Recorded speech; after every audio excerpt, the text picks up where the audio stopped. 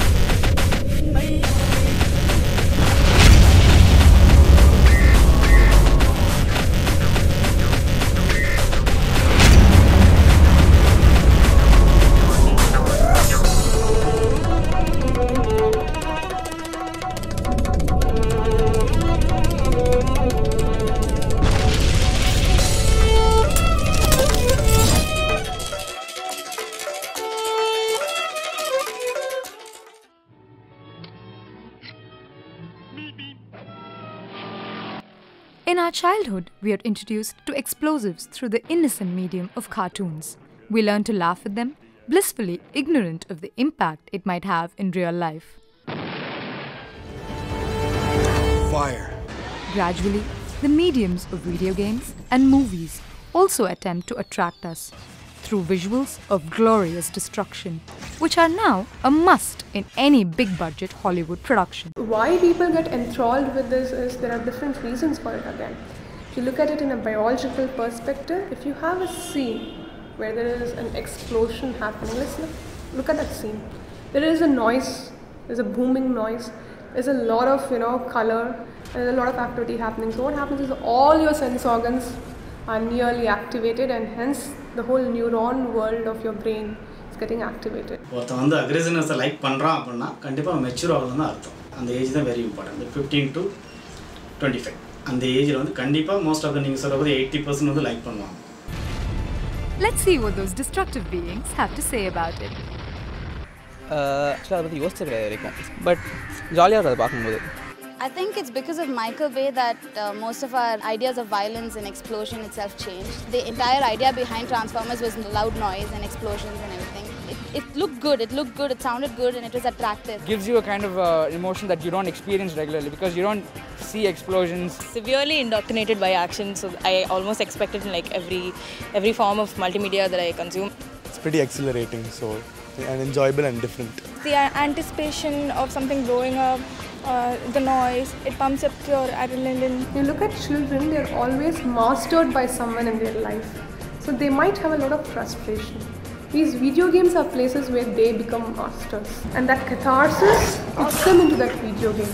You're indirectly or directly a cause of an explosion. Like in a video game, it's exciting. To watch something blow up because you shot it, it makes you feel like a god.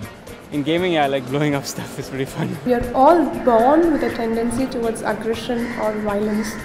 The reason being it's evolutionary. For any species to survive, there's a need for both, destruction and also procreation. So when we see these reflections in movies and such, I think it's a very voyeuristic feeling of experiencing what the person is doing on stage to be what we're doing. And it sort of releases us. I love Quentin Tarantino's movies. It usually portrays violence, guns, and a lot of blood and death, so I love it. The people of our city, while eloquent and detailed in their views, have never experienced a blast, because that sort of a thing rarely happens in the city. So we left it and took a quick tour outside in search of the real thing.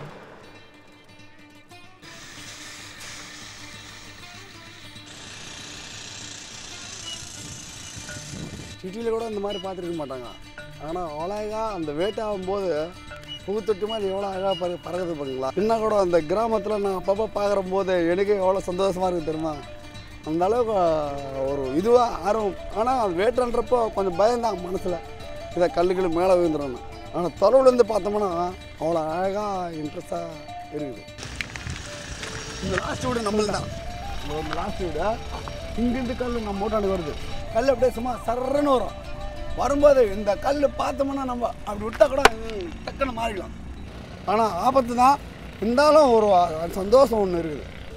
சாயந்தரம் time பாருங்கள் எப்படி வேட்டு வைக்கிற மட்டும் எப்படி பறக்கிறாங்க பாருங்க. மேலே மட்டும் எப்படி தான் பறக்கிறாங்களா அப்படின்னு நீங்கள் நினைப்பீங்க. காலில் நம்ம சக்கரம் கட்டுக்கணும் எப்படி ஓடுறாங்க பார்த்தீங்களா.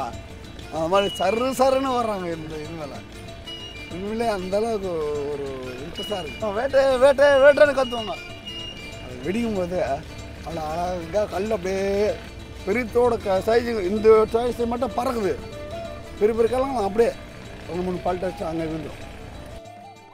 And so we came back to the city, which also houses the film industry here, to speak to the people in the field that places these explosions in entertainment. I think that's a general thing, because if you take any ஒரு gangster film ஓ even இப்போ இருக்க பசங்க கூட வந்து film பார்க்கும்போது எத்தனை fight இருக்குன்னு தான் கேட்டு நானும் அப்படி தான் போயிருந்தேன். இதில் வந்து ஒரு ஹீரோயிசம் இருந்ததுன்னா டெஃபினட்டாக வந்து அது மக்கள் விரும்புகிறாங்க. நீங்கள் சொல்கிற மாஸ் டிஸ்ட்ரக்ஷன், அதாவது ஒரு வயலண்ட் டிஸ்ட்ரக்ஷன், பெரிய bomb பிளாஸ்ட்டோ, there are many people using it as a tool for attraction. அது நடக்க தான் செய்யுது. And because people are attracted towards it. ஒரு அவுட் ஆஃப் தி வேர்ல்டு ஒரு விஷயங்கள் வந்து ஒரு பெரிய ஸ்கேலில் காட்டும் போது definitely people are attracted. And அதை அட்ராக்ட் பண்ணுறதுனால people again the film makers are using it to gain more out of it. ஒரே சமயத்தில் ஸ்மாஷ் பண்ணிடலாம் டோட்டலாக. ஸோ ஒவ்வொருத்தனாக ஒரு கொலை பண்ணுறது அது அந்த மாதிரி இல்லாமல் அந்த மேசிவ்னஸ் இருக்கும். அந்த பிளாஸ்ட்டில் அந்த மேசிவ்னஸ் இருந்தால் தான் மக்கள் ரசிக்கிறாங்க. I can share my personal experience. Because Jigarthanda film வந்து we have a sequence where a person will be burnt alive and the sequence இருக்கும். We discussed with the stunt choreographer. அப்போ வந்து we wanted to be realistic. ஏன்னா வந்து அதான் ஒரு impact create பண்ணுறதுனால. So they told there are stunt persons அது மாதிரி எரிக்கிறதுக்கு I mean they are ready to do it and they have some procedure like அவங்க சாப்பிட மாட்டாங்க, they will drink some juices. And I asked about the risk. He said it's not risky, they are very much used to it. அந்த shoot முடிஞ்ச அன்னைக்கு I actually felt maybe I should have written something else which is not risky for someone else. The way they executed the thing, it was like எனக்கு ரொம்ப பயமாயிருச்சு. That guy was getting ready from afternoon and he was not very cool as they actually told me. And before going for the take, he just அவங்க வீட்டுக்கெலாம் கால் பண்ணி பேசினாரு. So I felt very bad. I mean என்ன நடக்க போகுதுன்னு தெரியல. But கரெக்டாக அந்த short முடிஞ்சு ஒரு there's a டைம் லிமிட். அந்த டைம் லிமிட் முடிச்சோன்னா you have to come and put out the fire. அது ஃபயர் எக்ஸ்டிங்விஷர் வாட்டர் எல்லாமே ரெடியாக இருக்குது. ஸோ அந்த ஷார்ட் முடிஞ்சிருச்சு. அந்த ஷார்ட் முடிஞ்ச உடனே ஸோ டப்புன்னு கீழே விழுந்துட்டார். I didn't know that's a signal from him. It's a signal that he's done, come and put out the fire. That's அவங்களுக்குள்ள இருக்க signal. So அப்போ இவங்க போனாங்க. Suddenly one of the fire extinguishers didn't work at that time.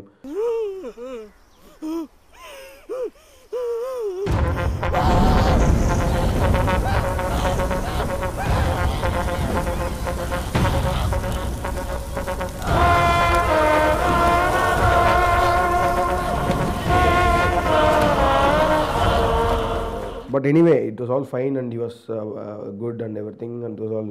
But at that time I just felt, I mean, what if something's happened? Someone's life is on a stake and whenever we are going to write it, we just need to think whether it is that necessary to have it in the script. And later, அது எடுத்தோன்றதுக்காக ஏன்னா அவ்வளோ ஒரு risk வந்து ஒருத்தர் வச்சிருக்காருன்றதுக்காகவே வந்து I fought with the censor and I kept that scene because I wanted to have it in the film because otherwise that effort is totally gone. While the film fraternity and rock blasters are on opposite ends of the financial spectrum, they still are a privileged elite compared to the general public in terms of explosion exposure. But then there's one day when almost everyone in our country comes together to celebrate explosions in the name of the Festival of Light. We decided to catch people red-handed. Let's see what they have to say. அது ஒரு சந்தோஷம். அதாவது தீபாவளின்றதுனாலே ஒரு என்ன மாதிரி சந்தோஷம் அப்படின்னா வந்து நிறைய காசு கொடுத்து வாங்கிட்டு போகிறாங்க. நிறைய பேர் வந்து ₹1,00,000 30,000 அப்படி வந்து வாங்கி கொடுத்து போகிறாங்க. ஆனால் வெடிச்ச பிறகு நீங்கள் கேட்ட மாதிரி அது கறிக்கு போகிற விஷயம் தான். ஆனால் இருந்தாலும் அது ஏதோ ஒரு விஷயம் அவங்கள வந்து இம்ப்ரெஸ் பண்ணியிருக்கு. பாம்பு, ஹைட்ரஜன் பாம்பு வெடிக்கிறது தான் அதிகமாக செய்வாங்க. சவுண்டு நல்லா இருக்கும். யூத் நிறைய பேர் அதான் பண்ணுவாங்க. அது ஹியூமன் பீயிங் எல்லாருக்கும் வர்றது தான். இந்த ஃபீல் ஜாய் இருக்குல்ல, அந்த பர்ஸ்ட் ஆகிறப்ப எல்லாரும் நம்மளை பார்ப்பாங்க. பார்க்குறப்ப எனக்கு அந்த ஜாய் இருக்கும். வெடியும் போது ஒரு ஜாலி என்ஜாய் இருக்கும். வெடிக்கிற I love bursting crackers in Diwali because it's the most noisiest part of Diwali and we enjoy troubling others actually. Sound அந்த எஃபெக்ட் அது இல்லாமல் அந்த இடத்துல பார்த்தீங்கன்னா கொஞ்சம் பேப்பர்ஸாக இருக்கும் அந்த வீட்டு முன்னால். ஸ்டாரம் ரொம்ப பிடிக்கும் அண்ட் இந்த நைட் ஷாட்ஸ் வந்துட்டு நிறைய கண்டினியூஸ் ஷாட்ஸ் நிறைய பிடிக்கும். I don't know, it's like a release, you know, you blow up something and you get satisfied that it blew up into shreds. You cause that explosion. That's the difference, right? When your brother's about to go light a cracker, why do you want to go light it? Because the feeling is there that you're creating the explosion more than anything. That's the main thing that comes from. The bigger the better. The louder the explosion I cause, clearly the greater attention I can get. By Diwali we don't just, like destroy something, we destroy everything. Doing that, we've been enjoying blowing crackers from our childhood. Bursting crackers can of course be fun. It's a natural சந்தோஷம், அது எப்படின்னு சொல்ல தெரியல. But ஆனால் நம்மளா ஒரு பாம்பை வந்து we are lighting it up, வெடியுது. ஸோ அந்த ஒரு சந்தோஷம் கிடைக்குது. இப்போ ஏதாவது ஒரு பாம்பு சின்ன சின்ன பிஜிலி வெடிலாம் வந்து நம்ம ஃப்ரெண்ட்ஸ் மேலே டப்புன்னு பற்ற வச்சு தூக்கி போட்டால் அந்த சந்தோஷம்லாம் வந்து இட் பி நைஸ். சின்ன பசங்க வந்து அண்ணா சொல்லுவாங்க, நீ போய் வெடிச்சிட்டு வா அப்படின்னு மோட்டிவேட் பண்ணுவாங்க. அவனுக்கு அந்த பையனுக்கு ஒரு தைரியத்தை கொடுக்கறதுக்காக. வெடிக்கிறது கஷ்டமான விஷயம், அதை தைரியத்தை கொடுக்க மோட்டிவேட் பண்ணுவாங்க. ஸோ அப்படி தான் அவன் வெடிக்க ஆரம்பிக்கலாம். பிறக்கும் போதே அக்ரெஷனோட பிறக்க வரல. ஆட்டம் பம்லாம் ரொம்ப சவுண்டு இருக்கும், பில்டிங்லாம் அதிர்ற மாதிரி இருக்கும். அதனால் எப்பயுமே நாங்கள் அது வாங்குறது இல்லை. அது வந்து குழந்தைங்க ஃபெஸ்டிவல் அப்படின்னு தான் சொல்லுவேன். They enjoy a lot. That shows there thought. இப்போ நீங்கள் கலர்ஸ் இல்லை ஃபேன்சி ஐட்டம்ஸ் வாங்கி கொடுத்தீங்கன்னா தேல் பிரிங் தட் ஹாப்பினஸ். பிரகாசம் அழித்த ஒரு நாள் இதை நாங்கள் ரொம்ப ஹாப்பி மூடில் நாங்கள் இருப்போம். அன்றைக்கி எங்களுக்கு வந்து அது இந்த பாம்பு போட்டால் தான் ஹையஸ்டான ஒரு சவுண்டு கிடைக்கும். அப்போ எங்களுக்கு ஒரு மனசு சந்தோஷம் இருக்கும். By Diwali we destroy the lives of animals, our atmosphere, so much of pollution on that one day. We should obviously reduce it. Knowing the moral values, we should obviously reduce it. Know the real meaning of Diwali, spending with the family and all. Yes, the Festival of Light has a dark side, but not just in the ways we know. The morbidity of a bomb attraction cannot be explained better than by people who have seen the real thing. And who better to speak of it than one of the heroes who guards the borders of our country. I think they have been conditioned into enjoying it for too long. I suppose it makes them feel, macho. For the past 20-25 years, I have hated the explosion. I hate the fact that we have to clean the streets. The dogs are scampering under the sofas. I completely have come to detest it. I think we should go into, other countries and see how it is done. It's done in one place. Everyone comes together, it becomes an occasion to celebrate, and fireworks happen in the sky and it's over and done with. I think there is a change. Some of the children, at least I have found, they are completely getting off firecrackers. To a large extent, I feel humans are creative. I think we are very enamored by storytelling. I think we all grew up with our grandmothers and grandfathers telling us stories. So we always visualize this. Each event, each story was made into pictures and graphics in our mind. Probably starting from cartoons onwards, I have been fascinated by stories and games and action and explosions. It's part of human nature, I suppose. When I was in the Kargil Ops also, I had a lot of friends who called up and spoke to me and said that, I want to be a part of this. Can I do something? All of that is great. But that doesn't have to necessarily translate into only the explosion part of it, destroying something. You know what, of course, we also played computer games. My point is, the ones that come out now, I think it is too graphic. I love the fact that the background, the scenarios and all of those are beautifully captured. But I don't see that necessarily has to translate in the killing and the blood and all of that stuff also. Let me give you a simple example. Okay, we have a lot of programs that we do here for companies, and I give them simulations. You want to be a part of a commando team, and this is the minefield. Okay, you have to cross this minefield, and these are the restrictions. So everyone is, I want to be commando, all of that stuff. They come in, they move in, and after that, I ask them. So many explosions happen, so many fatalities, so many injuries happen. Now, if I give you a chance to become a commando, will you be? 80% don't want to be. It hits them and they realize it's very cool to say that, okay, I wanted to be serving the country, I wanted to be in the military, I want to wear uniform and all that. But I have seen closely friends of mine, passing away, accidents happening, aircrafts crashing, injuries happening, casualties which keep happening every day in the Siachen. So all of that I have seen. So the reality is completely different. In fact, when I was there, I hated war. So that's the fact. And in Siachen, rounds keep getting fired on either side and it falls about 100 feet away from you. I've seen people having accidents where we are not able to, trace the body. We don't know which part belongs where. So all of those things have happened. So reality is completely different. But it doesn't have to be graphically displayed. I think movies should probably, you know, start focusing on making it known without showing it. I think we are creative enough to, you know, build this whole story in our mind. There is no necessity to make it so graphically explicit that it disturbs people. But I think it can be done more artistically. It doesn't have to be gory and bloody, and it doesn't have to be, you know, exploding and all of that. I think it can be done tastefully, is what I feel. Yes, bombs erase everything to the ground. But sometimes, out of the ashes, a phoenix rises. A normal person transforms into a hero, always one with a story that inspires. My name is Malvika Iyer. I spent most of my childhood in Rajasthan, Bikaner. I was a trained Kathak dancer. When I was 13 years old, it was the year 2002, I met with a bomb blast. It was a terrible, I mean, I don't even have a proper word till now to describe how it was. In Bikaner, there was an ammunition depot that had caught fire. There were a lot of bomb pieces scattered everywhere in the city where I used to live. It was a Sunday afternoon when the accident happened. It was around 1:10 and 15 seconds. I even remember the exact time because the clock stopped because of the impact of the blast. Immediately when the blast happened, I lost both my hands in the accident, and more than the damage to my hands, my legs were severely injured.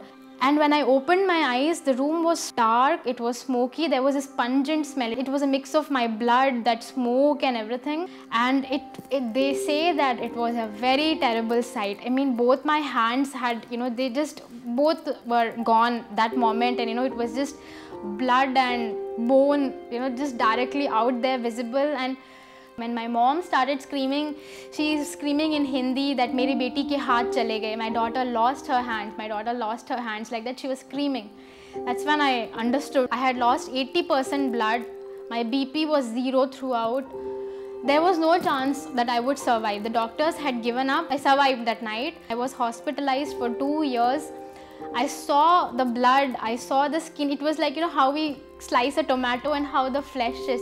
The sharpeners and everything had stuck deep inside my leg. So the doctors took about 3 months to remove each. They can't just go inside, so they had to clean it every day. So there was everyday dressing. That was, I think that was like a trip to hell every day. They would press it, and blood would ooze out of it, and it was just raw. Even now, when suddenly when you hear the transmitter, if that or some Diwali, starting from the small crackers to the bigger ones, whenever I hear that blast, that sound, that same that came during the accident, that comes, and then there is a 5 seconds that key sound follows it. All these action movies, to begin with, and there are these scary images. I have seen people, my friends also in that. I mean, all of them, whoever I see, all these action movies, you shoot someone or you hit someone with a grenade, or people losing hands, there's blood all over, and I've seen people enjoy it. But to me, it is just very surprising that how can you, enjoy something like that. I remember when my accident happened, it took so long for each and one of us to, starting with me, it took me so long to accept the pain, to, go ahead. It took me 2 years for the pain to finally stop. What about the people around me? How much it affected my parents, my friends, and everybody. A blast can have so much impact on one person, the family, the friends, and everyone. Being a social worker, I interact with a lot of children. It's a very peculiar thing that I've noticed among them. When they play with each other, suddenly a fight pops up in between two children. He would, have this imaginary knife or an imaginary gun and then point at the other child and then, shoot the other child. I was surprised, where do they learn all this? Once I was very curious and I asked this child. He says that, I play these games, we have these games in my computers, where we have this dishum games. You have to hit someone to score points. So you have to hit someone and then you win. And look, the child is actually, practicing it in real life. What if that child actually had, real weapon for that matter? At the end of the day, it is just, we are the ones who are actually, showing them these games. We are the ones who are making these games, making these movies, and it is such young minds, and this is how it impacts them. Keep this in mind that, there is a big moral implication behind it. Personally, I want to tell each one of you that you are the ones, you have not experienced it. I don't want anyone to experience it, but since I have, I want you to know it from my story that, this is not the way. Human nature can never change. A fascination, a million years in the making, cannot be undone. In the end, all human nature is positive and negative.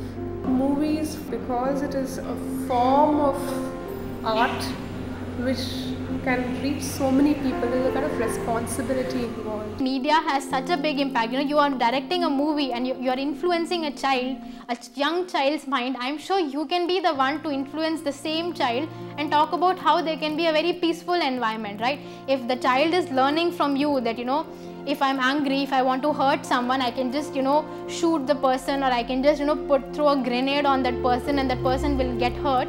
I'm sure the same person who designed that, the same person who made that movie can also, talk about how there is a peaceful living also, how there is a totally different world out there. What can change is perspective. New views and outlooks can always be adopted. And in humanity, sensitivity always has a place. Explosions might entertain, but the silence that follows